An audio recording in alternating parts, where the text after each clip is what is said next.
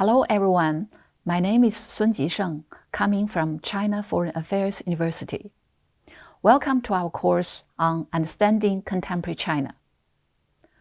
Today we are going to start our series of lectures on building a community with a shared future for humanity. In this first lecture, we'll focus on the first goal of this vision, to build a world of lasting peace. Peace is a universal aspiration and the theme of our times. However, the world has been constantly challenged by wars and conflicts. It remains a daunting task for humanity to secure lasting peace. How to build a world of lasting peace? The right way forward is to respect each other, treat each other as equals, and seek peaceful development and common prosperity. All countries should join hands to safeguard the international order and system underpinned by the purposes and principles of the UN Charter, build a new type of international relations based on cooperation for the benefits of all, and advance the noble cause of world peace and development.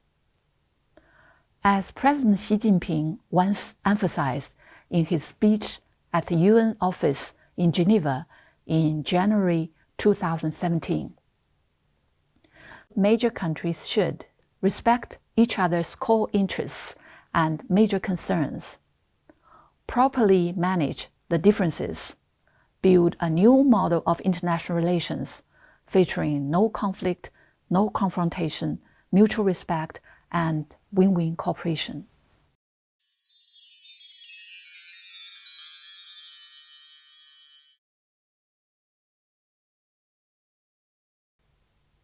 China always follows a path of peaceful development, sharing its own progress with the world, which is also a defining feature of Chinese modernization.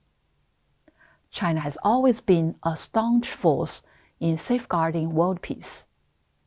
In this regard, as a permanent member of the UN Security Council, China actively participates in UN peacekeeping operations and has been the second largest contributor to peacekeeping assessments and the largest provider of peacekeepers.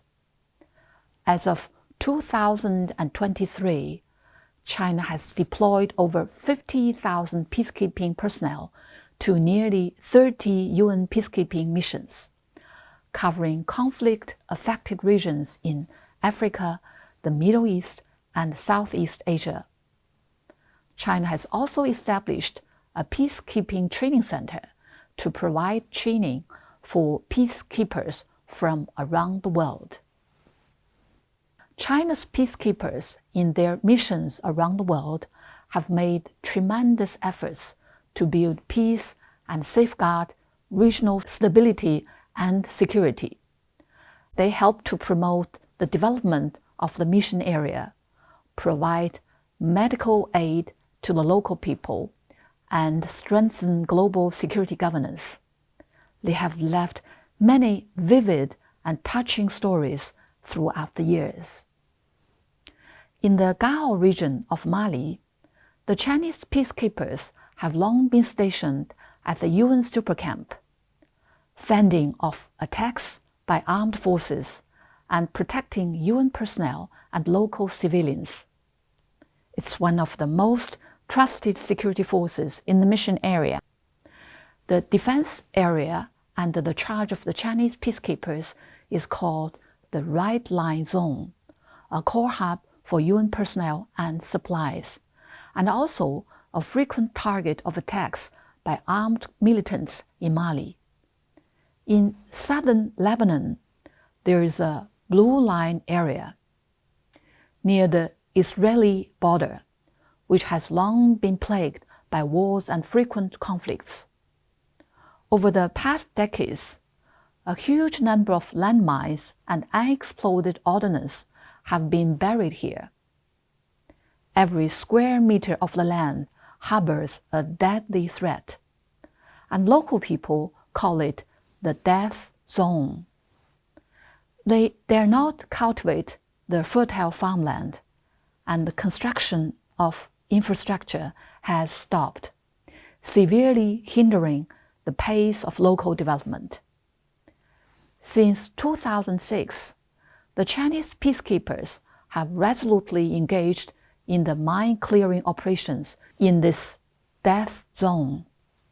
Facing the complex minefields, the Chinese mine-clearing soldiers, with their professional skills and courage, have launched a long battle against death. Since 2006, they have cleared over 14,000 landmines and unexploded ordnance in total, opened more than 100 safe passages, and the cleared land has been used to rebuild villages, schools, and farmland. Such operation, described as unearthing death zones with bare hands, has directly eliminated the security risks, created fundamental conditions for the Lebanese government to resume its governance over the southern region and to promote the stability along the Lebanon-Israel border. The commander of the UN Interim Force in Lebanon once commented, "Every piece of land cleared by the Chinese demining contingent is paving the way for peace."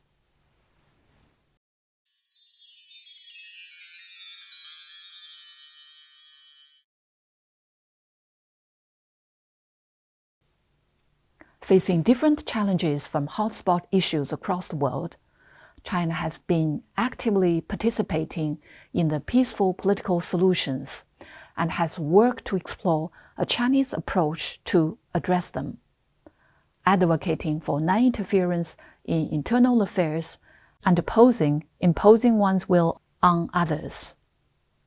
In the Middle East, with China's active mediation, a historic reconciliation was reached between Saudi Arabia and Iran, setting off a wave of reconciliation across the Middle East.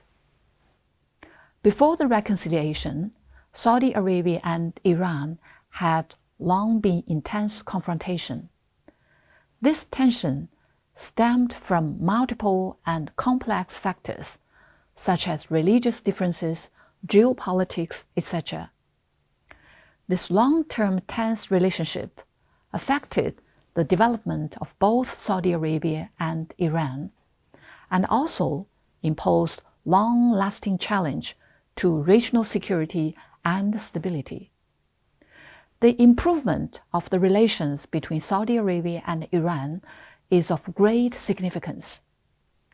In mediating the Saudi-Iranian dialogue and promoting the process of their resuming diplomatic relations, China played the role of an impartial and balanced mediator. Notably, at the closing ceremony of the Saudi-Iranian dialogue, the seats of the three delegations from China, Saudi Arabia, and Iran were arranged in an equilateral triangle. This symbolic gesture highlighted China's principle of equality and mutual respect among nations, and such stance also earned recognition and appreciation from both Saudi Arabia and Iran. In March 2023, Saudi Arabia and Iran held dialogue in Beijing. After several days of closed-door talks, the three parties signed and issued a joint statement announcing that Saudi Arabia and Iran agreed to resume diplomatic relations. In May 2023, the Saudi ambassador to Iran arrived in Iran, and the Iranian ambassador to Saudi Arabia arrived shortly after, marking the full normalization of diplomatic relations. The reconciliation between Saudi Arabia and Iran has set a good example for resolving disputes through dialogue and negotiation in the region, and even around the world. It shows that different countries and ethnic groups can put aside their differences and coexist peacefully. A good example for other regions to resolve similar conflicts through peaceful ways. Regarding Ukraine crisis, China has never given up promoting peace or slackened its efforts to facilitate talks, playing a constructive role in addressing the crisis. In February 2023, when the Ukraine crisis reached its one-year mark, the Chinese government released China's position on the political settlement of the Ukraine crisis. This document covers 12 aspects, namely, respecting the sovereignty of all countries, abandoning the Cold War mentality, ceasing hostilities, resuming peace talks, resolving the humanitarian crisis, protecting civilians and prisoners of war, keeping nuclear power plants safe, reducing strategic risks, facilitating grain exports, stopping unilateral sanctions, keeping industrial and supply chains stable, and promoting post-conflict reconstruction.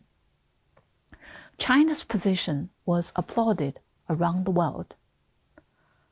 Stefan Dujarric, the spokesperson for the UN Secretary-General, said, "The proposal was a significant contribution, and its stance on opposing the use or threat of use of nuclear weapons was particularly important."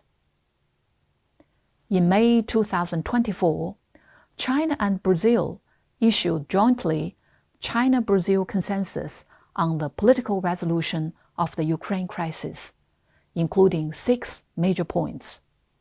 These 6 points represent the shared position of China and Brazil, and the widespread concern and genuine desire of the international community to promote a political solution to the Ukraine crisis.